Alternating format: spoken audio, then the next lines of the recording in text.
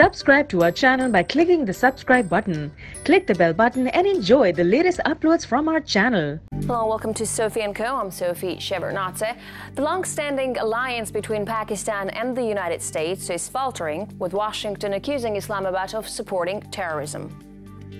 How serious is this bet, and what will that mean for America's Afghan war? Well, I asked Imran Khan, member of Pakistan's National Assembly and the leader of Pakistan's Movement for Justice. A new turn in the never-ending Afghan war saga.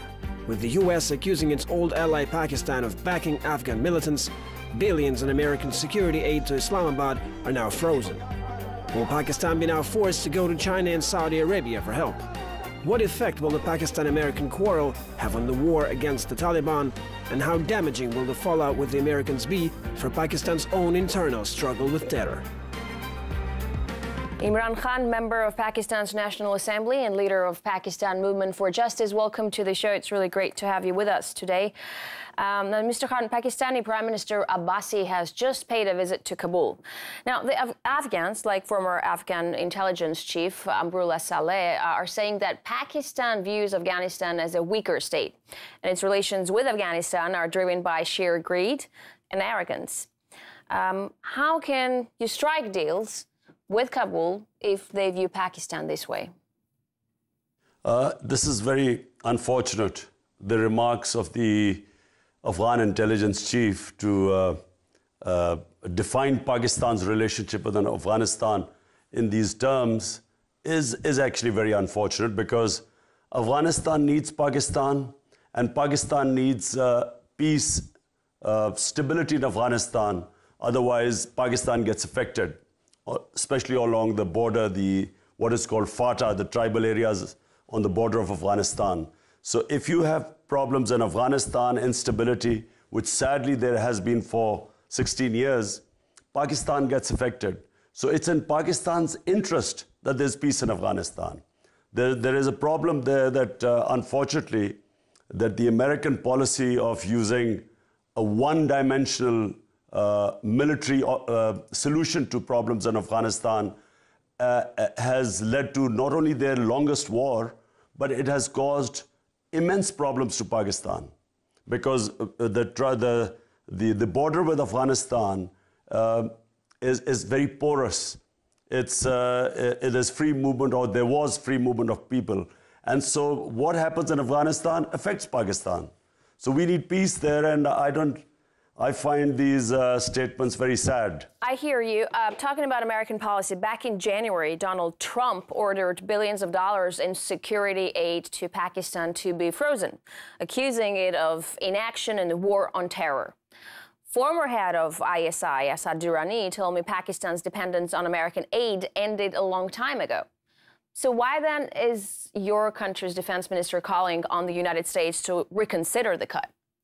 My point of view, this American aid has been very costly for Pakistan. For getting whatever aid we did get in these 15 years, the damage done to Pakistan in participating in the US war on terror has led to almost 70,000 people dead. It has devastated our tribal areas, the border areas, where half of the population, where we are talking about 3 to 4 million people, were internally displaced. And the loss to the economy is over $100 billion. So this small aid has been very costly. And the lesson learned from Pakistan point of view is never fight someone else's war. And people like us always opposed it. And Donald Trump does not understand. He does not understand the history of Afghanistan. Afghanistan has a history where they do not accept foreigners. They have always resisted foreign invasions. And if he had even drawn any lessons from the Soviet invasion of Afghanistan, before that, the British in the 19th century, their invasion of Afghanistan, he would know that this military solution, which Donald Trump also has tried, is going to fail. The only solution, the only way to bring peace in Afghanistan is all the neighbors to sit together and then come up with a political solution. There is no other solution apart from that. So U.S. government is saying that anywhere from 50 to 70% of the aid sent to Pakistan was misspent, wasted on kickbacks, bribes, even stolen. Meanwhile, the Pakistani foreign minister says that the country is ready to account for every single penny. In your opinion, like once again, should there be more to this spat? I mean, should Americans put forth proof of corruption? Should Pakistan follow up and show actual accounting? The aid given a proportion to the damage done in Pakistan by participating in the US war, there is no comparison. The aid was what? They say about $20 billion, maybe $25 billion. Pakistan has lost over $100 billion. Our economy suffered, investment suffered. The damage done through terrorism meant that foreign investors weren't coming to Pakistan. Our tourism collapsed in this country. Even today, foreign cricket teams do not come and play in Pakistan, sports teams. So this country took a heavy punishment by participating in that war. And the money, as I said, the money coming from aid is a small pittance compared to what it cost the people of Pakistan. So you have said that Trump is briefed by and working for the agenda of Pakistan's enemies. Whose agenda would that be? Well, the things that Donald Trump has said, he's actually applauded India's role in the war on terror. And he's actually blamed Pakistan for the US not winning in Afghanistan. Now, and then he's blamed Pakistan for terrorism. Now, this is exactly what India says about Pakistan. And so, therefore, it was extremely hurtful for people of this country that they participated in a war that was not Pakistan's war. There were no Pakistanis involved in 9/11. Al-Qaeda was in Afghanistan. There were no militant Taliban in Pakistan. How did we end up in a war where 70,000 Pakistanis have died? We still have terrorism in this country. We're still having the effects of this war on terror. Mr. Khan, are you saying India is duping American president into making a decision? I don't know where he's come up with, but it's quite clear that the things he is saying is praising India, whereas India did not give any sacrifices in the war on terror. What role did India play in this whole war? It's Pakistan that took the battering, the suffering. And so to praise India is shocking for all of us. What has India contributed to this war on terror? And to give India a role in Afghanistan, India does not have a border with Afghanistan. Pakistan's foreign minister says that the United States has turned Islamabad into a whipping boy to distract from its failures in Afghanistan. Do you agree? Is Washington looking to single out Pakistan to deter criticism? Absolutely, I agree with it. Now, just look at the facts. At one point, there were 150,000 NATO troops in Afghanistan. And then the Afghan army is anything between 250,000 to 300,000. So you're talking about almost 500,000 armed forces in Afghanistan. And what the US blames Pakistan is that 2,000 or 3,000 insurgents coming from Pakistan to Afghanistan are the reason why Afghanistan could not win the war in Afghanistan. Can the drop in American aid be countered by deals with Pakistan's newest friends like China or Saudi Arabia? Are you expecting their influence to rise now that the United States is on a collision course with Pakistan?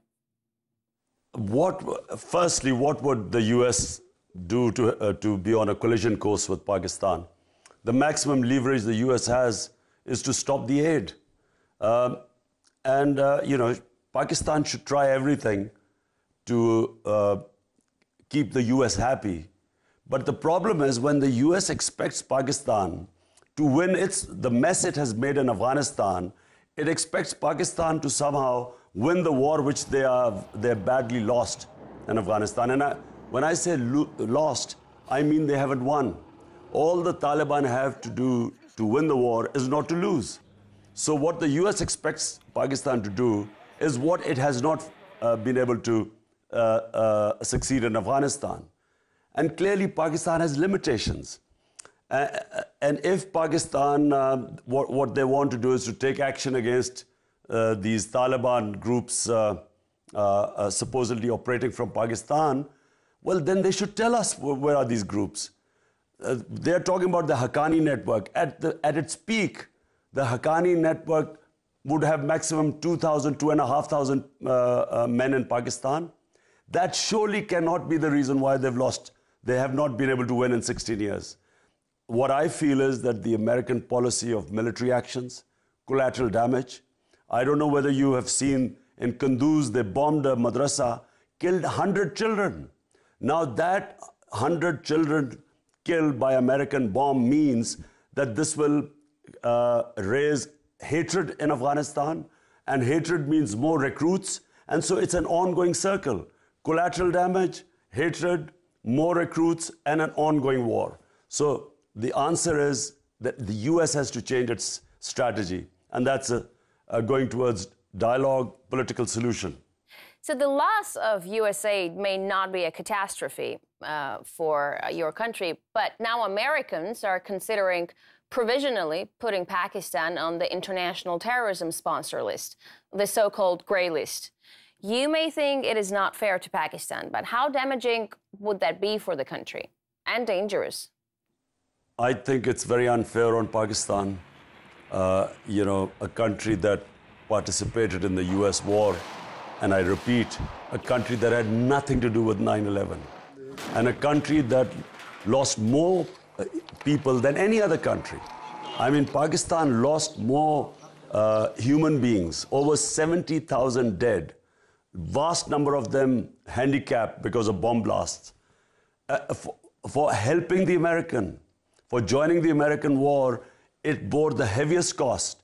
And in the end, for the Americans to then blame Pakistan and put sanctions on it, I think this is the greatest travesty of justice.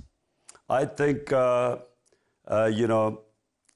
it is something which is inconceivable that the US would, for its failure in Afghanistan, blame Pakistan. But how damaging would it be, though? How damaging? Well, it will be damaging. I mean, for Pakistan, unfortunately, our economic situation is not that strong right now. The country is actually going through an economic crisis. So American sanctions would be damaging. But, I mean, is this justice? Is it fair? Is this how US would use a country like a tissue paper, and when it thinks it doesn't need it anymore, it just casts it away? I think it's very immoral. All right, Mr. Khan, we're going to take a short break right now. When we're back, we'll continue talking to Imran Khan, member of Pakistan's National Assembly and leader of Pakistan Movement for Justice, discussing tensions with Afghanistan and how this affects the power balance in the region. Stay with us.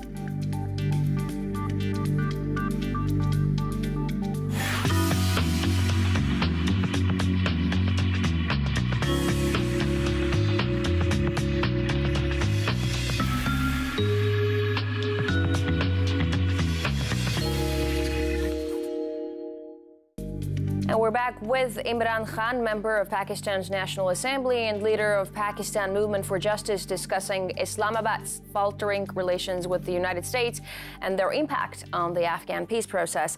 Mr. Khan, you said that Pakistan should fight terrorism for its own sake. Is Pakistan fighting terrorism for somebody else at the present moment? Well, Pakistan started off fighting the US war. I mean, there was no, as I said, there were no Al-Qaeda in Pakistan. There were no militant Taliban in Pakistan. We did not have the terrorism. We had sectarian terrorism, but that was just nothing compared to what happened once we joined the US war on terror after 9/11. And then we had a spate of suicide bombing, which was more than in any other country. I mean, Pakistan suffered the sort of terrorism which no other country suffered. And there was a point in 2010-11 where, the people were worried about the future of our country. We were falling apart. So it was thanks to our security forces that they eventually controlled this fanaticism and terrorism, which was because we were considered collaborators with the Americans. So all the anti-Americanism turned against Pakistan. So people were attacking Pakistan's security forces because they thought we were collaborating with the US. So the anger against the US was the brunt was borne by Pakistan. Afghan politicians are openly saying that Pakistan is supporting the Taliban. It's become somewhat of an open secret, and even some former Pakistani officials are admitting to that, like Musharraf even. How can Pakistan be fighting terrorists with one hand and then supporting them with another? Well, there are two different things. One are the so-called Taliban who are attacking Pakistan. Pakistani forces, security forces who are indulging in terrorism in Pakistan. On the other hand are the Afghan Taliban who are fighting in Afghanistan. Now what Pakistan says is that the terrorism coming into Pakistan is from Afghanistan, and Afghanistan is saying that the terrorism coming into Afghanistan, or that they cannot win in Afghanistan because of the insurgents, which is Afghan Taliban, going in from Pakistani borders. My point is that clearly, first of all, there's a huge part of Afghanistan, some say 40%, some say 50%, which is not in the control of the Afghan government. So why would all these Taliban have to come to Pakistan if there is so much space available for them to operate from within Afghanistan? That's number one point. Number two, given that there is not going to be peace in Afghanistan unless there is a political settlement. So should not the Afghan government and the Americans be telling Pakistan to use their influence on the Afghan Taliban to get them for peace talks? So surely Pakistan's role right now should not be killing more people and creating more problems for a country that has taken the most beating, most suffering in the war on terror. Rather, it should be helping in the dialogue and the peace process with its influence on the Afghan Taliban. Is Pakistan actually capable of getting its multiple militant groups under control on the Afghan border and in Kashmir? International community is saying that Pakistan tolerates militants, but does Pakistan have enough strength to eradicate them if you wanted to? I mean, the Pakistani Taliban are even listing you and your family as targets. Can they be stopped?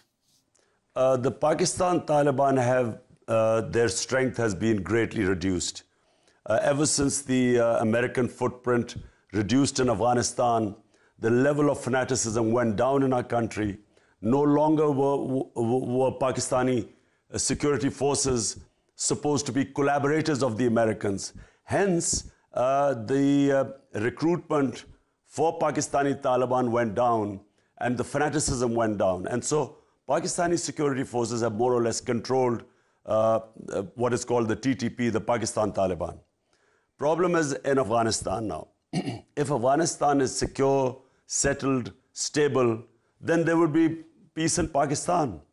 The problem is that because Afghanistan is unsettled, we keep having attacks from Afghanistan on the Pakistani soil right now, because the Pakistani forces have controlled the Pakistani areas more or less now. There are still incidents, but much fewer. All right, Mr. Khan, thank you very much for this interview. Good luck with the elections. We were talking to Imran Khan, member of Pakistan's National Assembly and leader of Pakistan Movement for Justice, discussing the rift between Islamabad and Washington and its implications for the peace process in Afghanistan. That's it for this edition of Sophie & Co. I'll see you next time.